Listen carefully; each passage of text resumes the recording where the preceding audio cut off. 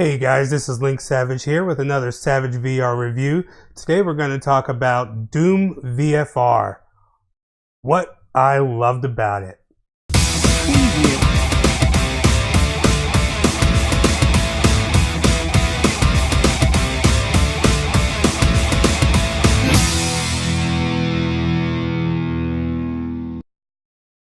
Alright guys, so as I stated before, I would be doing the game reviews based on games that I have played from beginning to end.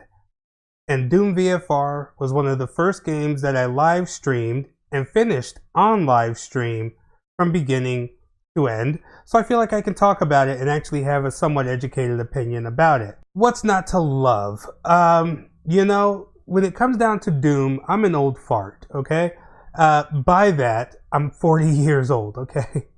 And I was there for the very first Doom. And what I love, absolutely love about DoomVFR is the realization of a nostalgic fantasy.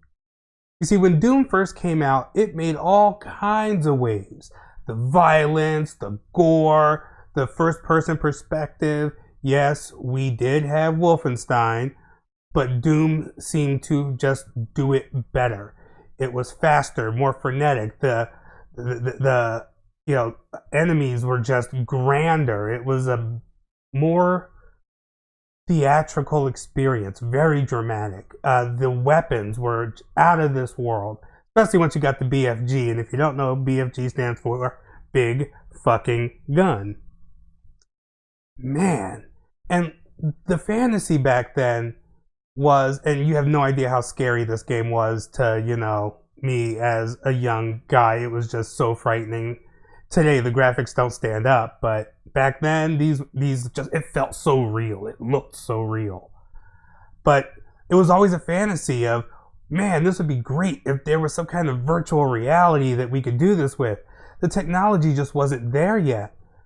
So to see Bethesda come out with DoomVFR for us and say, hey, here, I think I came twice. It was absolutely amazing to hear, amazing to see. Getting into the game, I was blown away. Let's talk about how it looks. Actually, no. We'll start with the story. Doom itself was never really one for much story, okay? But there is a story.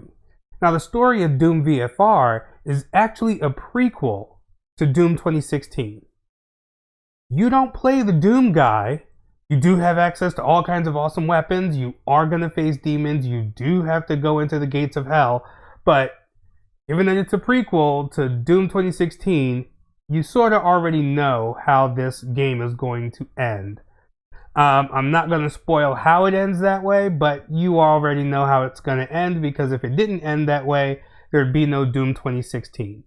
So this is a great first-person virtual reality, full AAA game that is all about how the Doom guy, or what happens before the Doom guy arrives. I absolutely love this concept because what they ended up doing was reusing the assets from Doom 2016. You know, they didn't have to make new assets. They didn't have to create a whole new game or a whole new chapter in this game. Instead, they used the assets that they already had from Doom 2016 in order to tell the story of Doom 2016, how it began and what happens there. You wake up, you're dead, essentially. You know, you get into an elevator, a demon kills you, but you wake up dead because your brain is now computer shit. Awesome. You look around, you see a suit of armor, your brain inhabits the suit of armor like an AI, and you now control this suit of armor, and you're trying to figure your way out of this place. How did it happen? What happened? And why it happened? How the hell do you get out? That's pretty much what happens throughout this story. I'm not giving away the spoilers of it because you have to play it in order to understand. But the story is actually pretty good. The voice acting is good. There are points in time. My dog is here. Silly dog. So if you hear jingling, that's my dog. Where was I? Right. So there is a story, and the story actually makes sense. The story is actually worth listening to, especially with the voice acting. The voice acting is good. There are these points in time where, just like in Doom 2016, you run into some holograms that tell you, they kind of give you the lowdown on what's happening and why it's happening, or what had happened before, just to fill in some backstory. I love the fact that this is quintessential Doom. Okay, it's fast action, great movement, because here's the thing, they added smooth locomotion to this game, and I played it before, but I didn't really do much. I think I just played it to see what everything looked like. But the video that you see behind me was taken after they added it, and I absolutely love it. It feels like you're moving around in that same 3D Doom space that you remember from way back in the 90s right on up to Doom 2016. That's what it feels like. You get all of the demons, you have all of the firepower, you get great weapons. The weapons feel like they pack a punch. There's something that they added which is kind of awesome, which I kind of like. In Doom 2016, you have those glory kills, where you go and you rip the thing's head off, or you rip an arm off and beat them with it or something. We don't have that. We kind of have insta-gibs where you teleport into the demon and they explode. But with that teleporting comes that you can dash around. And there's also a slow motion component to things, where you can slow down time for a short period of moments when you open a menu or something else. And one of my highlights that I clipped from this game is of some serious Matrix moves away from a demon. It was awesome. And to do this with your actual hands, you're aiming with your hands, you're running, you're jumping, you're getting down on the floor. If you have full room, to do room scale, you're gonna have a blast in this game. The sound, amazing. You hear things just all around you, all of your environment, all of the demons, the sounds of the weapons. Absolutely fantastic.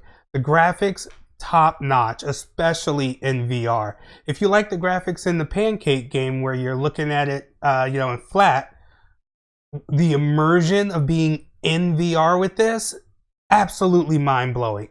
I could not say enough about feeling like I was inside of Doom. You know what I mean? The story is short. I think I did it in 3 live streams, but that's because I die like a noob. And it left you wanting more. But the story is short. The game, I should say, is short. The mechanics that it introduces, though, are mind-blowing. I mean, you can now take this and use the gameplay mechanics as a blueprint for how to do the arcadey first-person shooter type thing. Now, make no mistake, there are problems. There are issues with this game. A lot of them. And that will be in a completely different video. Of course, that video is what I hate about it. You hear me gush about what I love about it, but there's a lot of balance to go around here. Because the video is about what I love. And these are just the things that I loved about it. Ammo, aplenty. You don't run out. I mean, you do run out of ammo, and it does make you think, but it's not so scarce that you can't just run around gunning things down. And that's what Doom sort of was all about. Doom was never really about a story. It was never really about even pushing the limits of technology. That wasn't its purpose. Its purpose was to feel like the ultimate badass running around and destroying absolutely everything in your path. They did not include a gun called the BFG for no reason. Absolutely fantastic. Now, I don't think, do we get a BFG in this game? I think I did get a BFG. If I didn't get a BFG, it was a gun that was damn near a BFG. Blew the hell out of absolutely everything. I mean, you only had a few charges of it, but when you let those charges loose, every single demon in the room, gone. Absolutely fantastic. Felt like Doom, looks like Doom. It actually ran pretty decently. I did have some problems, but once those problems were sorted out, it did run pretty decently. I have to thank Bethesda for bringing, and id, for bringing their flagship title to VR. It lends to the validity of VR. It totally validates VR as a gaming platform. You know, a $400 VR rig is not that much different than spending the $400 on a console, really. It isn't. If you're a PC gamer and you already have your gaming PC, you're not buying anything extra. You're not doing anything extra aside from getting the VR headset stuff. I say it's worth every dime. This game was worth the money. I got it on sale. I think I bought it on sale for like $10, but it was worth it's worth the money full price. It is worth the money full price. Thank you, Bethesda. Thank you, id, for bringing us this title. The other ones that Bethesda brought for us was Skyrim VR. I played a little bit of that and it's great. Fallout 4 VR. Played a little bit of that. It was good. I think I streamed a little bit of it. That's good. But, I mean, id Software and Doom go hand in hand. If they were to, revamp Wolfenstein and bring that back full on, and I got a little surprise for you involving Wolfenstein and VR, but it's not like a whole remaster thing. No, id needs to remaster Wolfenstein, bring that to VR. Bethesda did say that they have, I think, 3 VR titles that they are working on, and we're talking full games. They said full games, not demos, not tech demos, not something like this where it was just a short prequel. You get a couple hours out of it, but you don't get Doom hours out of it. It's just a short prequel. If this is any indication of what Bethesda is capable of doing with VR, I'm sold. I'm hooked. I was already an id fan. If Bethesda and id can bring us more of this, I'm game. If they fix the problems that I will talk about and what I hate about it, if they fix those problems and bring us more of this, absolutely sold. VR has its killer FPS apps. It really does. If Bethesda can bring this type of quality and this type of competition. Yes, this type of competition. Because there are some indie game developers out there that are kicking ass. Absolutely kicking ass. One of which being X-Real Games. Check them out. Oh my god, when I talk about what I hate about this game, there's going to be a lot of parallels to a game developed by X-Real. And they're an indie developer. So this type of competition is only driving more, and DoomVFR is proof of this. The fact that id Software and Bethesda even saw fit to do this type of development work on VR says everything. It says a lot. So with that, we're going to end this, and I'm probably going to end up going to film the what I hate about it, just so that way I can release them both at the same time, so that way people aren't like, hey, what about what you hate about it, blah, blah, blah. So we're going to go ahead and do that. We'll call this one quits for now, but that's everything I loved about DoomVFR. I say buy it. Buy it. It's worth the money, in spite of the problems that I'm going to rip it a new asshole for in just a few minutes. So, until then, don't forget to hit that follow button, hit that like button if you're on YouTube, hit that subscribe button on YouTube. If you're on Twitch, again, that follow button is great. Make sure you follow me on Twitch. If you follow me on Twitch, as you see, the game footage that's filmed behind me is coming directly from the live stream. So you can see the live streams on Twitch. So go on ahead, twitch.tv/LinksSavage. That's all one word, LinksSavage. And you'll be alerted to any time I do a live stream. I do keep a live stream schedule 3 days a week. So you can always catch me on a consistent time. You don't have to worry about if I'm doing it. Oh, there goes the move. There goes the move. You missed it. Holy shit.